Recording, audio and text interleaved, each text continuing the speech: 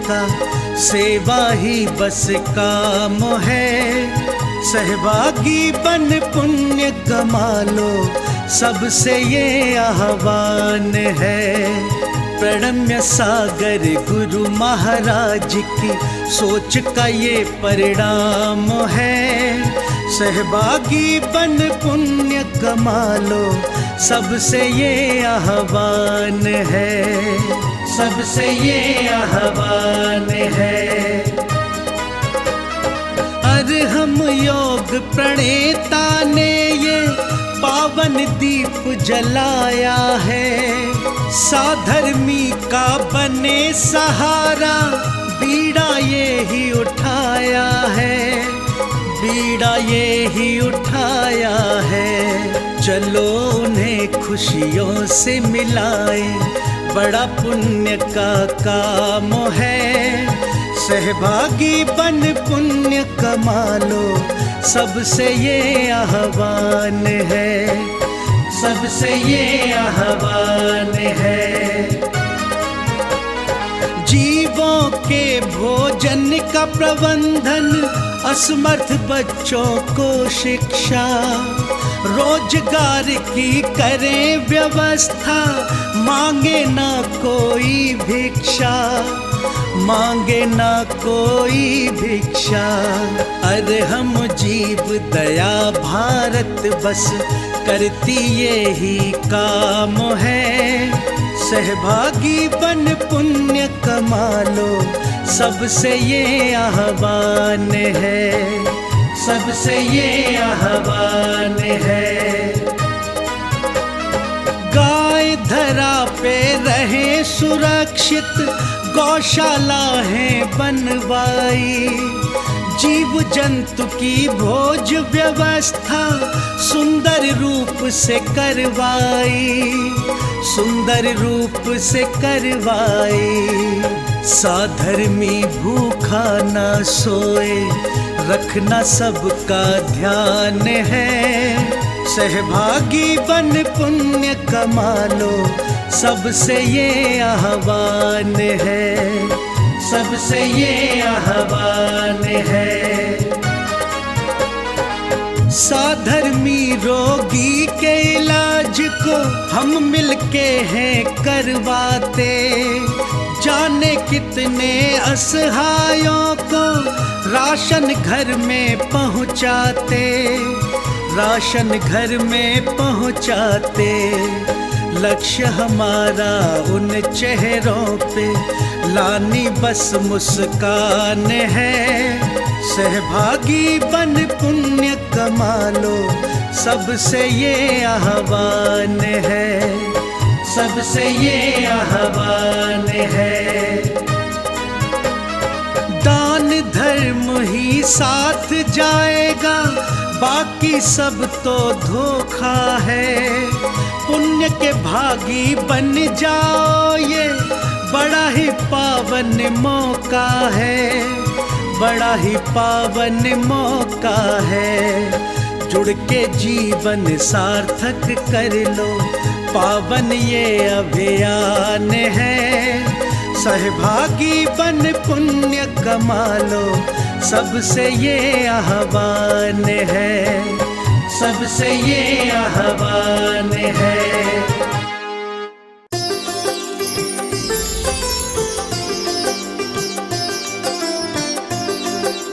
सात पैणी गिरि सम्मुख जाय, कियो परोछ विनय नर राय।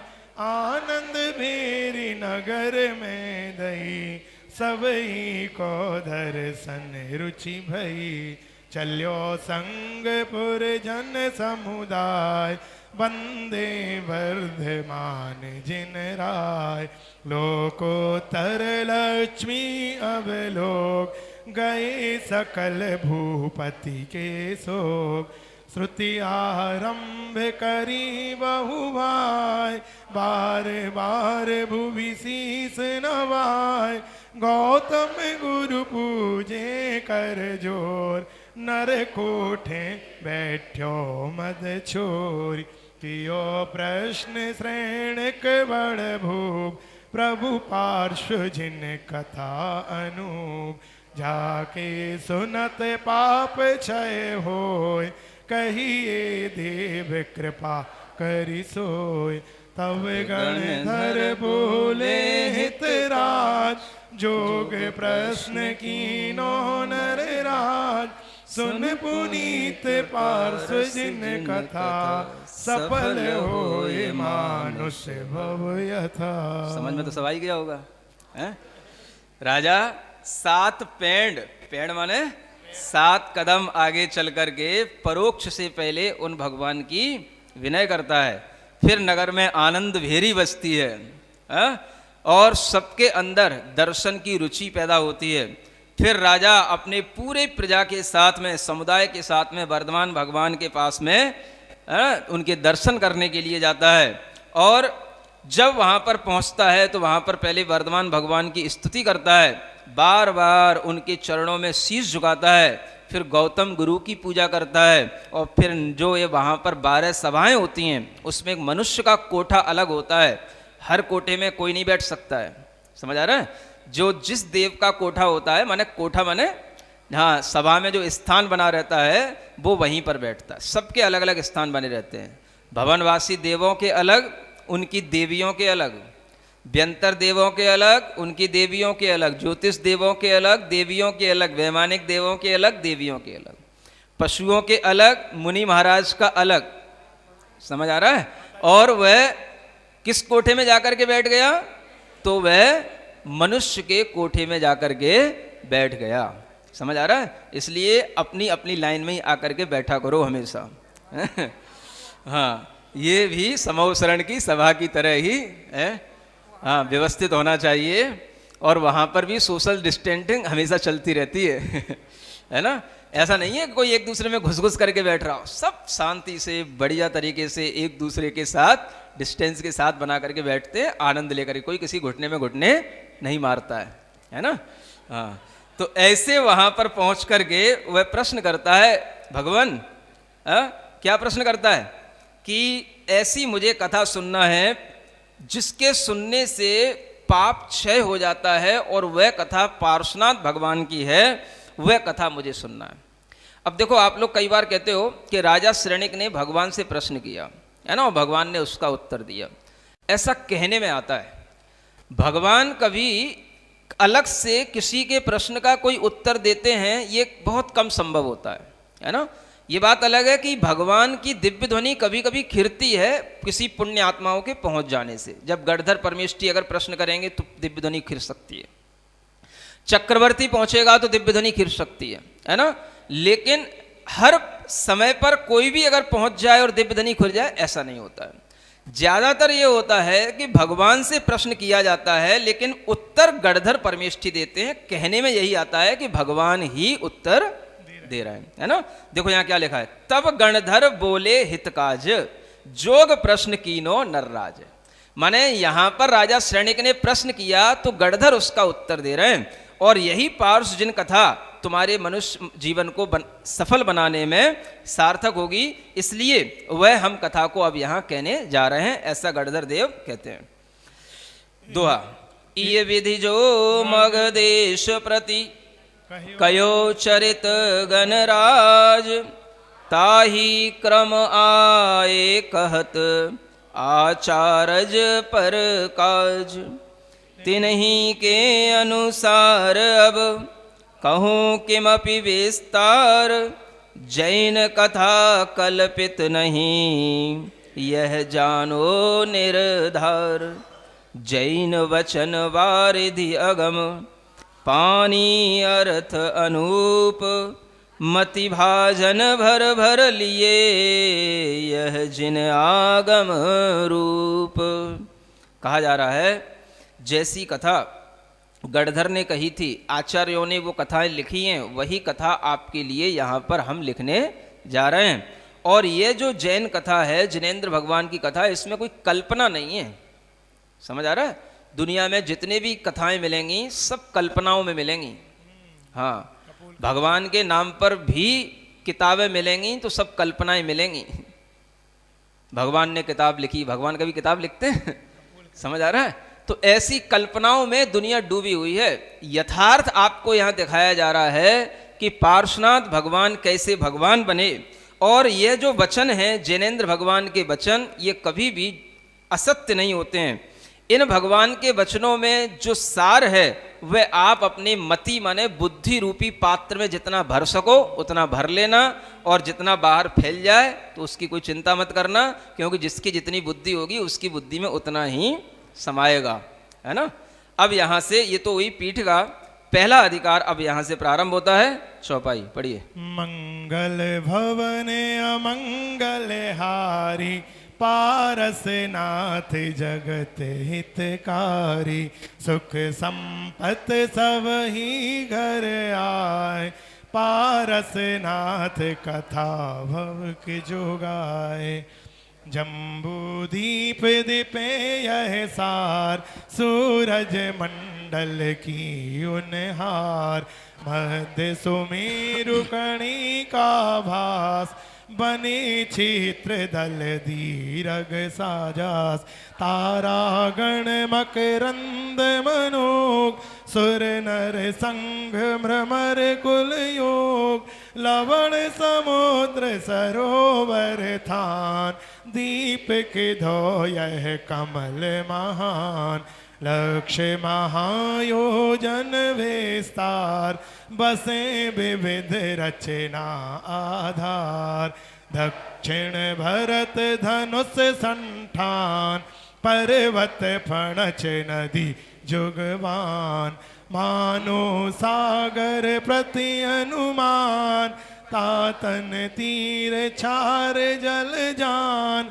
ऐसो भांति विराजत खेत, छहो खंड मंडित छवि देत, पांच मिलिच्छ वसे तामाही, धर्म कर्म कछु जाने नाही, उत्तम आरज खंड मझार, देश सुरम्य बसे मनहार, जन कुल जहाँ रहे बहु भांति, पारस पास सोहे पुर पांति, सरवर नदी सैल उद्यान, बन उपवन सो शोभामान, तहाँ नगर पोदनपुर नाम, मानो भूमि तिलक अविराम, देवलोक की उपमा धरे, सबही विधि देखत मन हरे।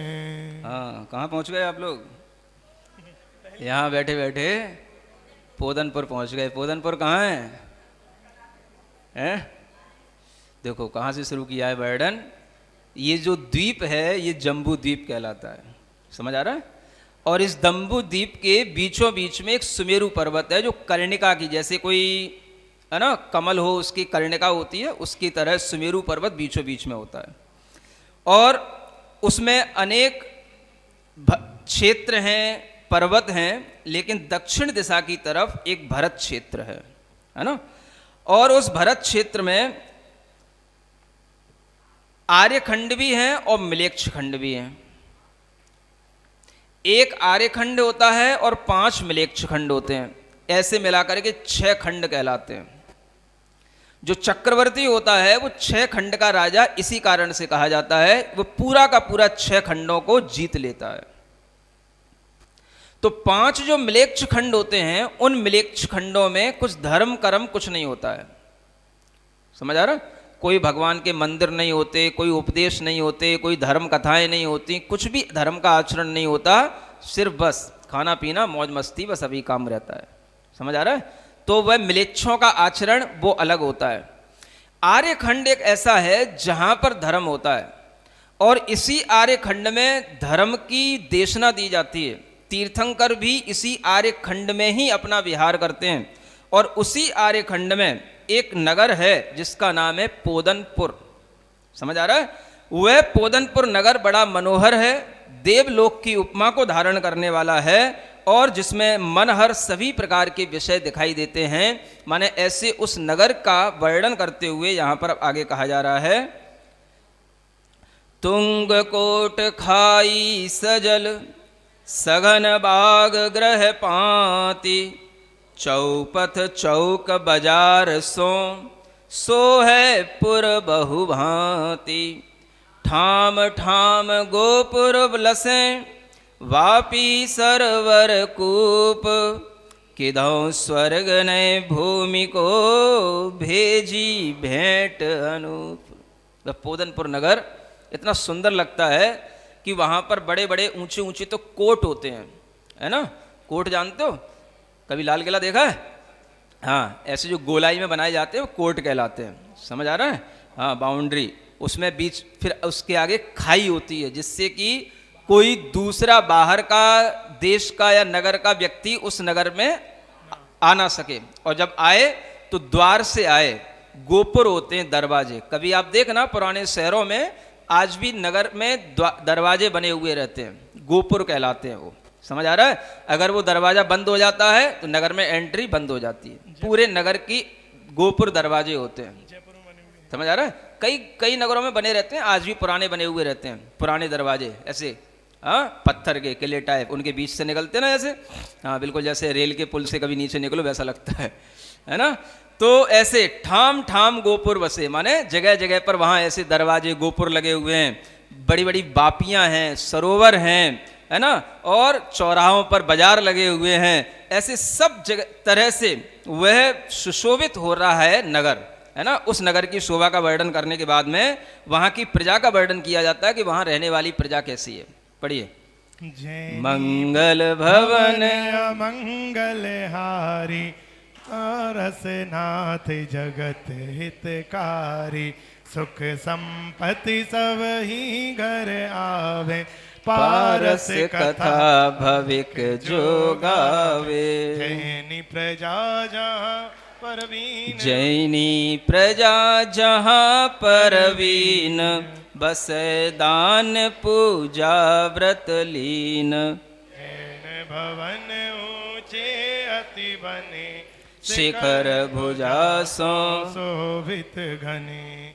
एह विधि पुर शोभा अधिकार, वर्णन करत लगे बहु बार। राज करे राजा अरविंद, सो है मानो स्वर्ग सुरेंद्र। पाले प्रजा कुमति जिन दली, नीति बेल मंडित भुज बली। दया धाम सज्जन गंभीर, गुण रागी त्यागी रणधीर। तिस भूपति के वे प्रसुजान, विश्वभूति मंत्री बुद्धिवान। ताके तिया अनुधर सती, रूपशील गुण लक्षणवती। दोए पुत्र तिनके अवतरे, पाप पुण्य की पट तर धरे। जेठो नंदन कमठ कुपूत, दूजो पुत्र सुधी मरुभूत। सुन रहे हो? हाँ, परमात्मा तो नहीं आ रहा?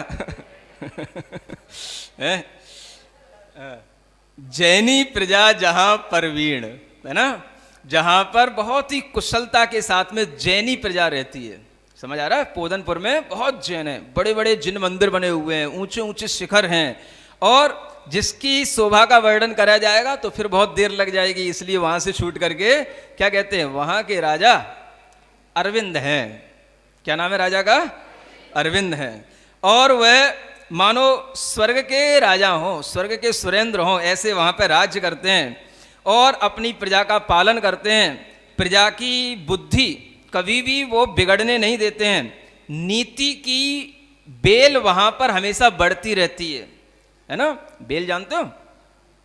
हाँ, वो नीति माने हमेशा न्याय नीति से ही प्रजा का पालन किया जाता है। दया के स्थान हैं, सज्जन हैं, गंभीर हैं, गुणों में अनुराग रखते हैं, त्यागी भी हैं, और रण में भी माने संग्राम में भी बहुत कुशलता के साथ में जीत हासिल करके आते हैं। ऐसे भूपति हैं वो राजा अरविंद।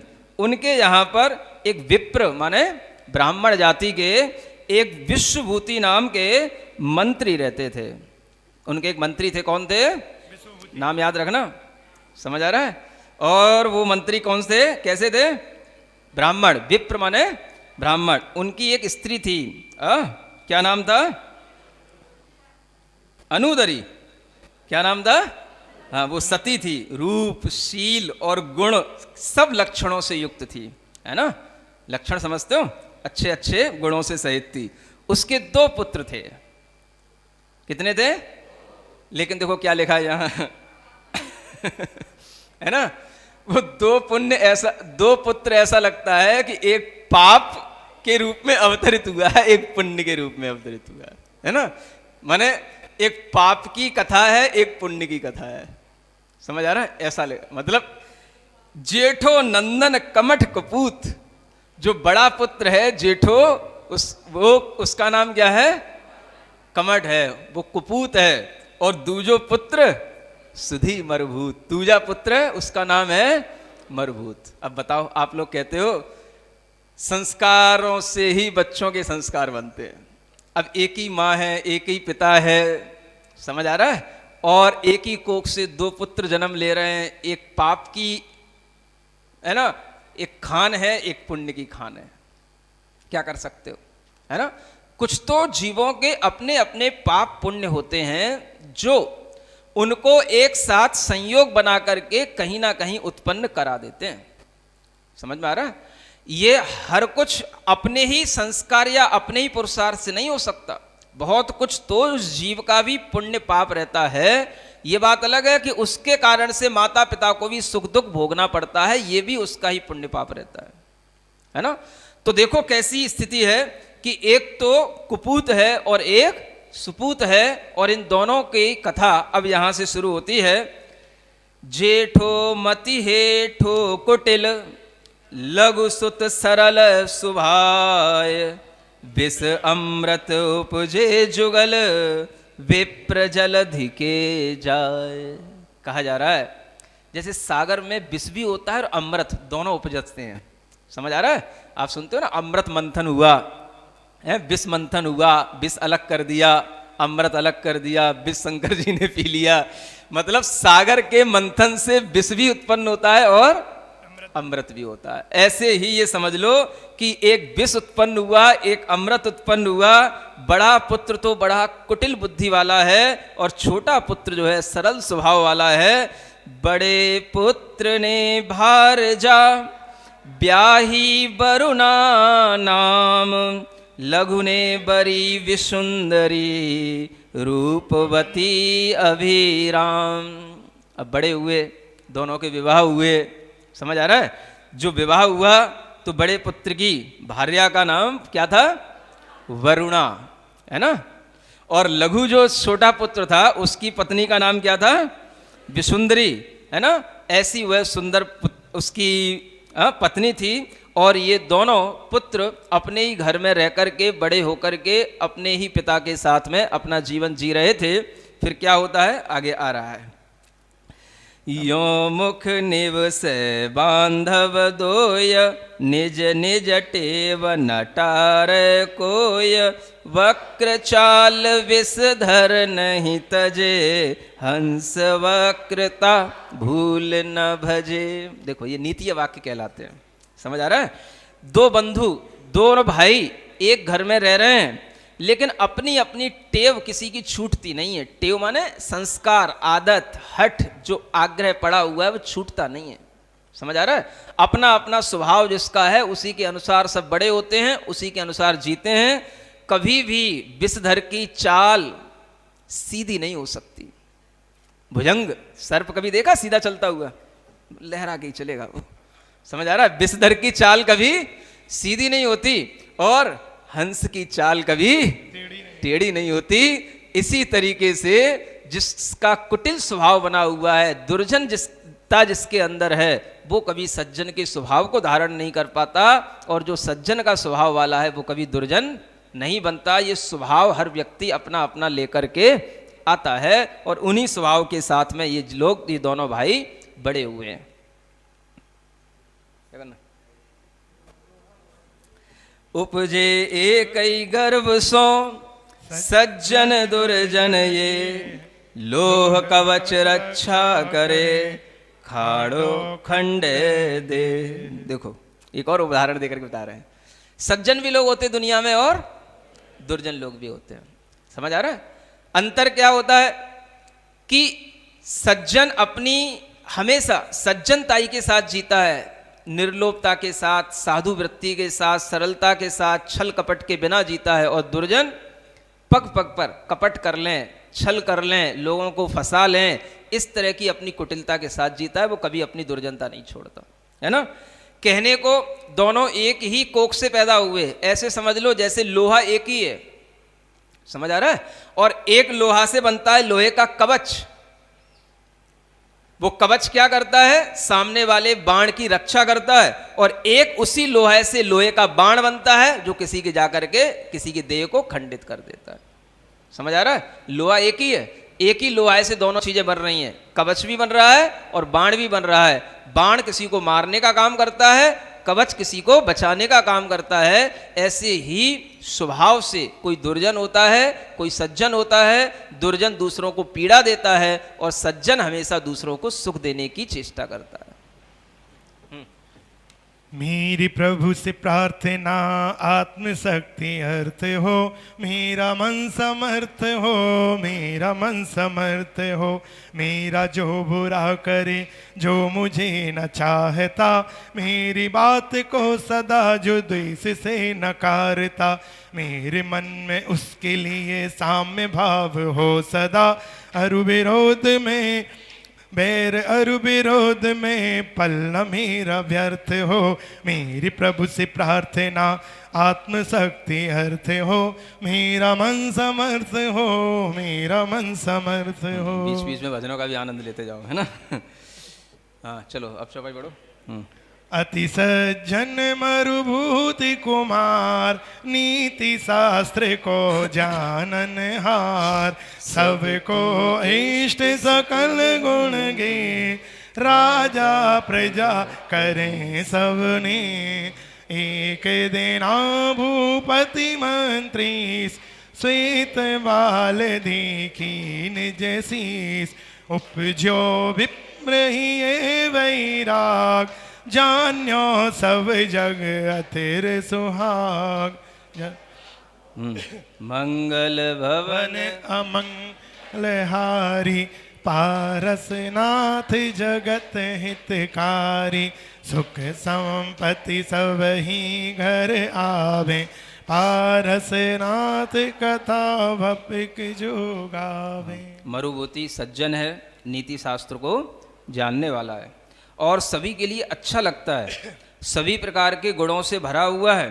राजा और प्रजा सब उससे प्रेम करते हैं। किससे?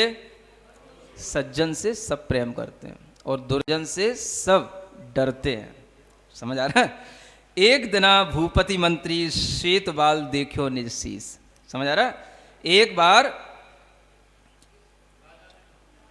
भूपति का जो मंत्री है ना, हाँ मंत्री, उसने अपना शीशे में एक सफेद बाल देखा, है ना।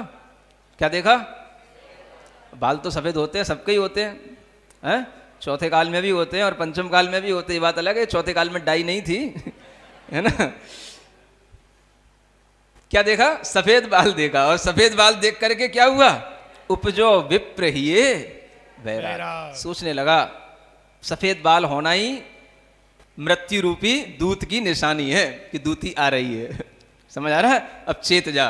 तो उस विश्वभूति ब्राह्मण के मन में वैराग्य उत्पन्न हो गया। सोचने लगा ये सारा संसार अस्थिर है, चंचल है, इस संसार में कुछ भी सार नहीं है। और फिर क्या सोचता है? देखो कितना अच्छा दोहा है, याद रखना इसको। जरा मौत की लघु बहन, यहाँ में संशय नाही, तो भी सुहित न चिंत में, बड़ी भूल जग माही। सुन रहे हो? जरा मौत की लघु बहन। जरा माने बुढ़ापा आना है, बुढ़ापा आ रहा है तो सोच लो मौत की छोटी बहन आ गई है, बड़ी बहन आने वाली है ना। बुढ़ापा मौत की छोटी बहन है, इसमें संशय मत करो। और इस बुढ़ापे के आने पर भी अगर आप अपना हित चिंतन नहीं करते हो तो इससे बढ़कर के भूल जगत में और कोई दूसरी हो नहीं सकती है ना। मंगल भवन अमंगल हारी, पारसनाथ जगत हितकारी, सुख संपत सब ही घर आवे, पारस कथा भविक जो गावे। यह विचार मंत्री मन माही, निज सुत सौंप राय की बाही, सुगुरु साखी जिन चारित लियो, बनोवास आत्महित कियो। अब मरुभूति विप्र सुख करें, अहनिस नीति पंथ पग धरें, राजा प्रीति करे बहु भाई, सोम प्रकृति सबको सुखदाय। एक समय आपन अरविंद, मंत्री सेना सहित नरिंद, राय वज्र वीरज पर चढ़े, क्रोध भाव और में अति बढ़े, पीछे कमट निसंकन होय, लग्यो अनीति करन सठ सोय, जो मन आवे सो हठ गहे, मैं राजा सब सोई में कहें। क्या हो रहा है, क्या होने लगा?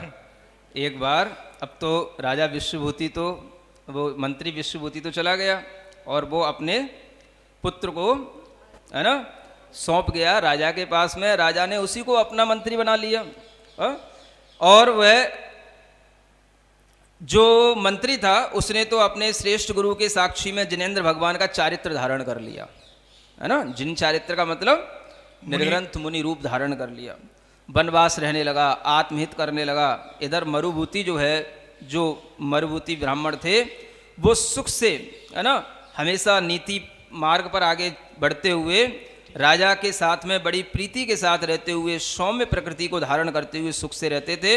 एक बार राजा अरविंद की ऊपर मतलब उनके राज्य में किसी वज्रवीर नाम के राजा ने चढ़ाई कर दी है ना।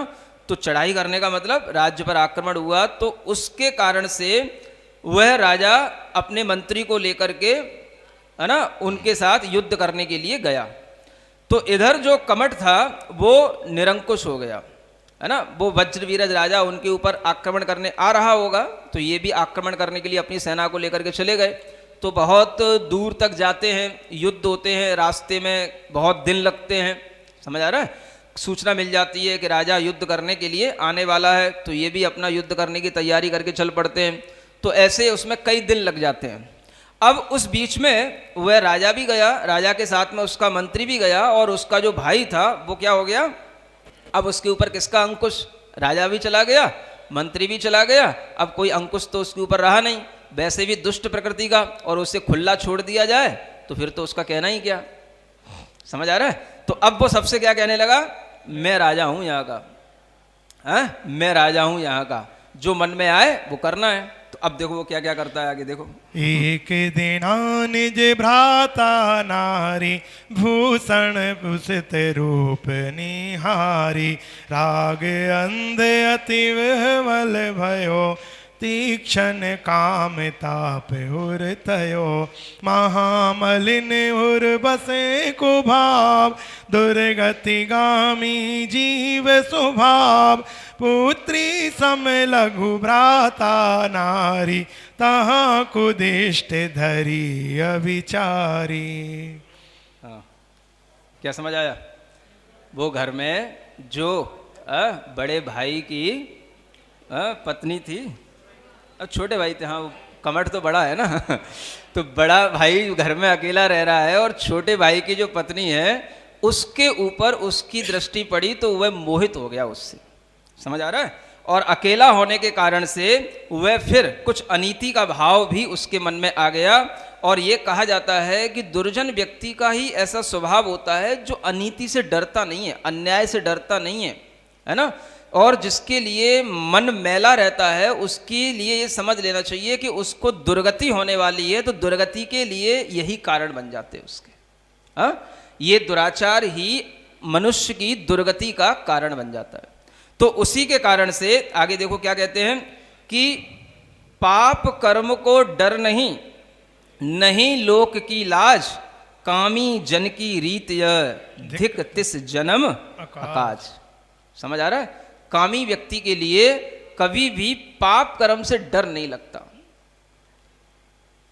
लोक लाज का भी भय नहीं रहता कि दुनिया क्या कहेगी, कैसा हमारी समाज में लोग क्या कहेंगे, क्या प्रतिष्ठा बनेगी, कुछ भी डर नहीं रहता। जब व्यक्ति के अंदर ये वासना जागृत होती है तो आचार्य कहते हैं कि कामी जन की रीत यह, धिक तिस जन्म अकाल, उसका जन्म तो बेवजह अकाल में हो गया। ये कामी जन की रीति है, ये हमेशा धिक्कार के योग्य है, जिसमें व्यक्ति नीति को भी भूल जाता है, नीति माने न्याय को भी भूल जाता है और अन्याय के साथ प्रवृत्ति करने लग जाता है। और देखो आगे अच्छा अच्छा लिखा है, कामी काज अकाज में हो है अब अंध अवमेव, अंध अवेव, मदन मत सम जरो जरो यह टेव, पिता नीर पर से नहीं, दूर रहे रवियार, ता अंबुज में मूड अली, ओरजी मरे अविचार, त्यों ही कुविसन रत पुरुष, होय अवस अविवेक, हित अनहित सोचे नहीं, हिय विसन की टेक। क्या कहते हैं, जैसे कभी आपने देखा होगा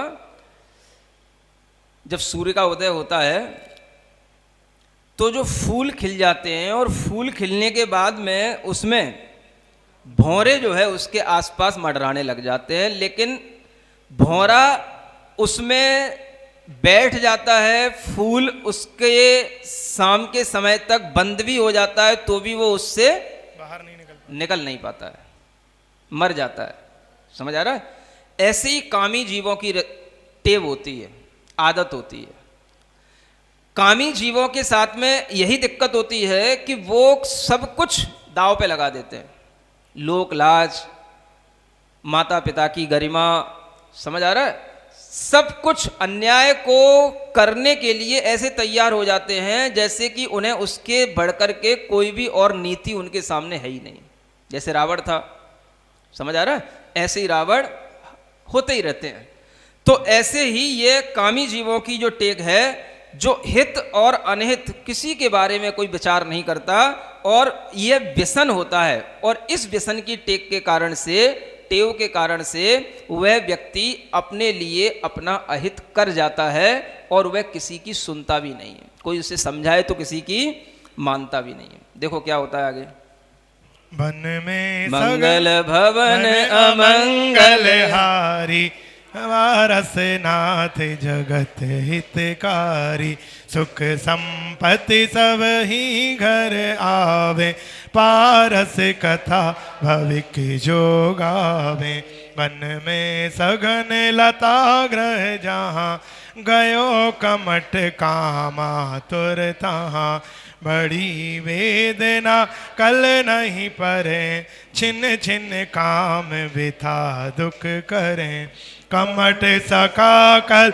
हंस विसेक, पूछत भयो दुखी तिस देख, कौन व्याधि उपजो तुम्हें अंग, अति व्याकुल दीखे शर्वंग, तब ही दिन जोर सब सही, मन की बात मित्र सो कही, सुन कल हंस कथा विपरीत, शिक्षा वचन कहे कही प्रीत, अति आयोग कारज यह वीर, सो तुम चिंत्यो साहसी धीर, पर नारी सम पाप न आन, पर भव दुख इह भव जस हार, इसे ही वांछा सो अग भरे, रावण आदि नरक में परे, जग में जेठ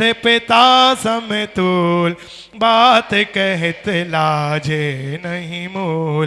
ताते यह हट भूल न करो, सुहित सीख मेरी मन धरो। लोक निंद कारज यह जान, धर्म निंद निश्चय और आन।